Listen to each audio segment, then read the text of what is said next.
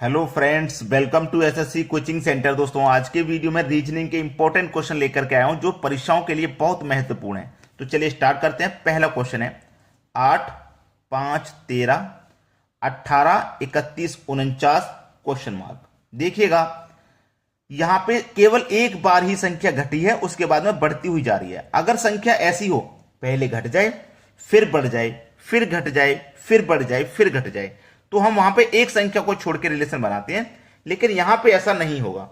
ठीक है, अब चलिए 8 और 5, आप अगर ध्यान से देखें, 8 और इस 5 को दोनों को जोड़ोगे तो 8, 5, 13, अगली संख्या मिल जाएगी 13। मैंने दोनों को जोड़ा, 13 मिल गया, मतलब अगली संख्या मिल गई। ऐसे ही 5 और 13 को मैं जोड़ूंगा, 5 और 13 को जोड़ूंगा तो 13 और 5 18 हो जाएगा। 18 देखो, मुझे अगली संख्या मिल गई। ठीक है, उसी तरीके से 13 और 18 को आप जोड़ेंगे, 13 और 18 को आप जोड़ेंगे तो ये हो जाएगा 31। ठीक है, 31 देखो, 31 मुझे अगली संख्या मिल गई। बिल्कुल वैसे ही आगे जोड़िए, 18 और 31 को जोड़िए। अगर मैं ये एक इधर दे दूं, 30 है, एक इधर दे दूं, 19 हो जाएगा, तो ये 49 हो जाएगा। हाँ, अगर मैं इन दोनों को जोड़ूं तो देखो 8 और 1 9, 3 और 1 4, 49 हो गया। तो देखो मुझे 49 अगली संख्या मिल गई। वैसे ही इन दोनों को जोड़ना है, 1 और 9 10 का 0, कैरी का 1 हो जाएगा। 4 और 3 7, कैरी का 1 8, 80 हो गया। यानी कि यहां पे जो संख्या आएगी वो 80 हो जाएगी। और 80 देख लीजिए किस ऑप्शन में है, आपके बी ऑप्शन। ये बिल्कुल सही जवाब है। तो इस प्रश्न को भी आप आसानी से बना लिया करोगे, अब कोई दिक्कत आपको नहीं आएगी। अब देखते हैं अगला सवाल। अगला प्रश्न है, दिए गए विकल्पों में से असंगत को ढूंढें। असंगत का मतलब है कोई एक संख्या इसमें से अलग है जो लॉजिक के अंतर्गत नहीं आ रही है, उसी को हमें पता करना है क्या है।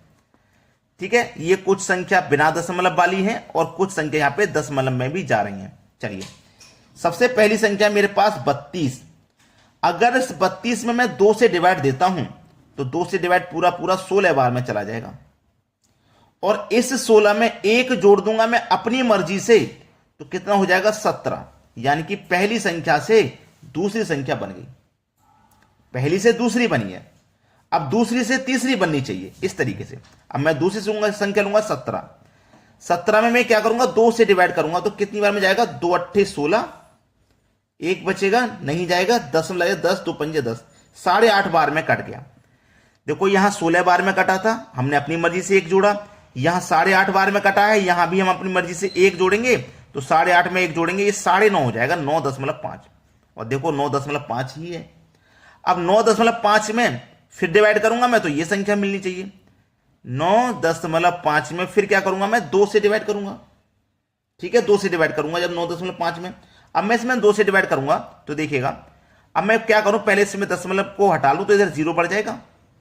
ठीक है, 20 से कटाऊंगा, 20 से कटाऊंगा या 5 से कटा लूं, 5 चौके 20 और 5 से ये कट जाएगा 19 बार में।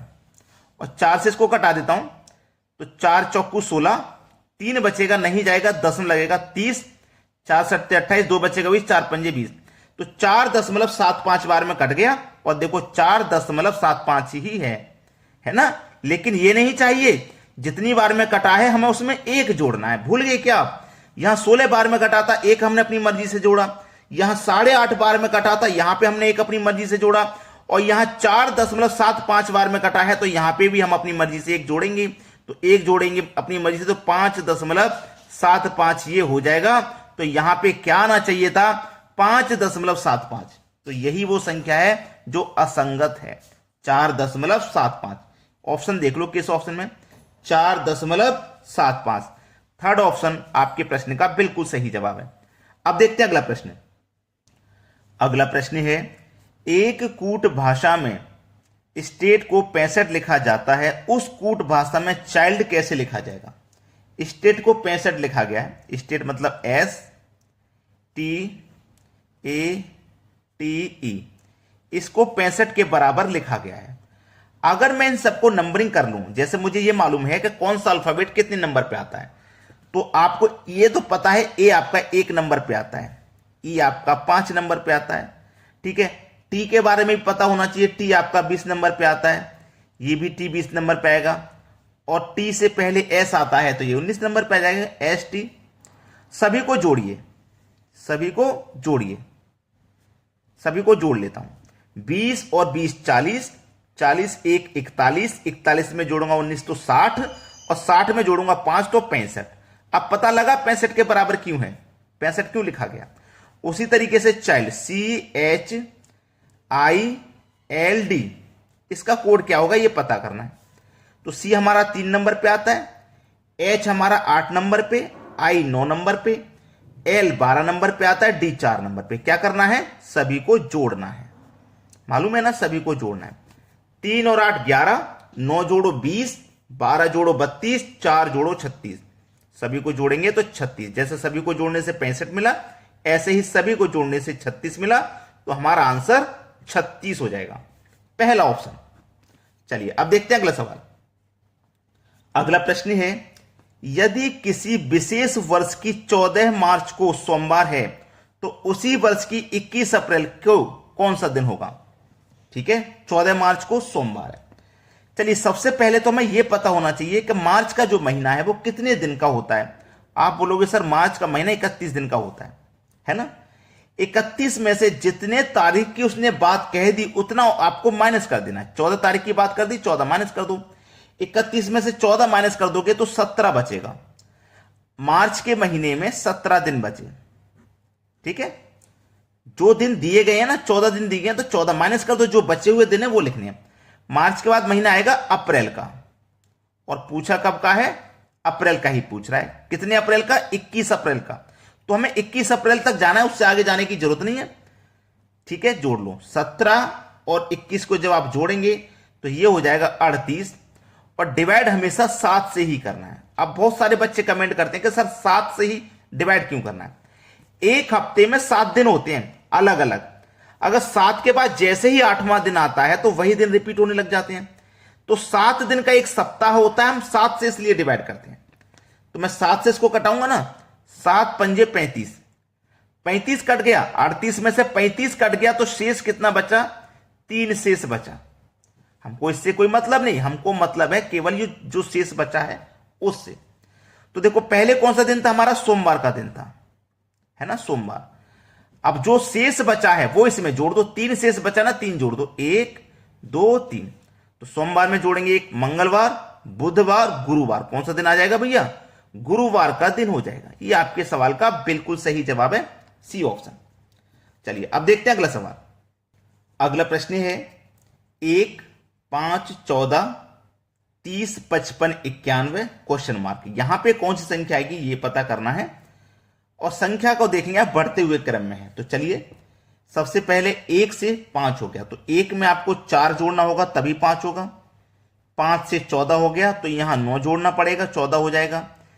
14 से 16 जोड़ेंगे तब आपका 30 हो जाएगा, तो 14 में 16 जोड़ दो 30। 30 से 55 होगा, 30 में आप 25 जोड़ोगे तो 55 हो जाएगा।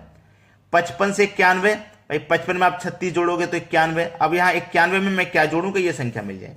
सिंपल है, आपको मालूम है ये 2 का स्क्वायर जोड़ा है हमने, ये 3 का स्क्वायर जोड़ा है, ये 4 का स्क्वायर जोड़ा है, ये 5 का स्क्वायर जोड़ा है, ये 6 का स्क्वायर जोड़ा है, यहां फिर 7 का स्क्वायर जोड़ेंगे जो कि 49 होता है।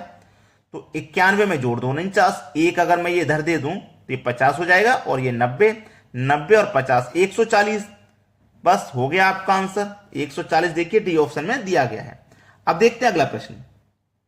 अगला प्रश्न है, दी गई श्रृंखला में गलत संख्या ज्ञात करें। इन सभी संख्याओं में कोई एक संख्या गलत है, वही पता करनी है क्या गलत है। चलिए ये मेरी 104 है और ये 117। तो 104 में कितना जोड़ूं कि 117 हो जाए। आप बोलेंगे सर 13 जोड़ दीजिए आप। ठीक है, अब 117 से 130 हो जाए, कितना जोड़ दूं मैं 117 में। आप बोलेंगे सर 13 जोड़ दीजिए। 117 में 13 जोड़ देंगे तो 130 हो जाएगा। तो मैंने 2 जगह 13 जोड़ा है तो मुझे आगे भी 13 ही जोड़ना पड़ेगा। ठीक है, अब 130 में 13 जोड़ूंगा तो ये 143 होना चाहिए, लेकिन दिया कितना गया है 145। चलिए मैं मान लेता हूं कि अगर यहां 13 में जोड़ता तो 143 आ जाता। अगर यहां 143 है तो इसी लॉजिक से 13 जोड़ने पे 156 मिलना चाहिए। अगर यहां पे सही में 143 होना चाहिए तो 13 जोड़ने पे 156 होना चाहिए। चलिए 143 में अगर मैं 13 जोड़ दूं तो 156 मिल जाएगा, बिल्कुल सही। तो इसका मतलब ये 145 गलत दिया गया है, क्योंकि मेरे 143 यहां रखने से 13 जोड़ने से ये संख्या प्राप्त हो रही है। और इसमें भी अगर मैं 13 जोड़ दूं, 156 में 13 जोड़ दूं 159 होता है, बिल्कुल सही है। तो यहां पे जो गलत संख्या है ना वो 145 है, 145 बी ऑप्शन हो जाएगा प्रश्न का बिल्कुल सही जवाब। ठीक है, 145 आपके प्रश्न का सही जवाब है। अब देखते हैं अगला क्वेश्चन। अगला प्रश्न है 83 का रिलेशन 25 से है तो 29 का रिलेशन किस संख्या से होगा। बहुत अच्छा सवाल है। अगर जो नए बच्चे हैं वो थोड़ा कंफ्यूज रहेंगे कि पता नहीं इन प्रश्नों को कैसे किया जाता है, और जो काफी समय से तैयारी कर रहे हैं, हमारे वीडियोस देख रहे हैं, वो समझ चुके हैं कि ये बस केवल 5 सेकंड का क्वेश्चन है। कैसे? अगर मैं इन दोनों का अंतर कर लूं, 8 में से 3 घटा दूं तो 5 हो जाएगा, और 5 का स्क्वायर करने पे देखो आपको ये 25 मिलेगा। बिल्कुल इन दोनों का अंतर कर लो आप। अंतर का मतलब होता है बड़ी संख्या में से छोटी को घटा देना। तो यहां बड़ी संख्या 9 है, 9 में से 2 को घटा दूंगा तो 7 आ जाएगा। यहां 5 आया था, मैंने 5 का स्क्वायर किया, यहां 7 आया है तो 7 का स्क्वायर कर दूंगा, और 7 का स्क्वायर 49। देखो किस ऑप्शन में है, बी ऑप्शन में है। हो गया कि नहीं हो गया? बोल रहा था ना 5 सेकंड का है, लेकिन नए बच्चों के लिए नहीं था 5 सेकंड का। अब देखते हैं अगला प्रश्न।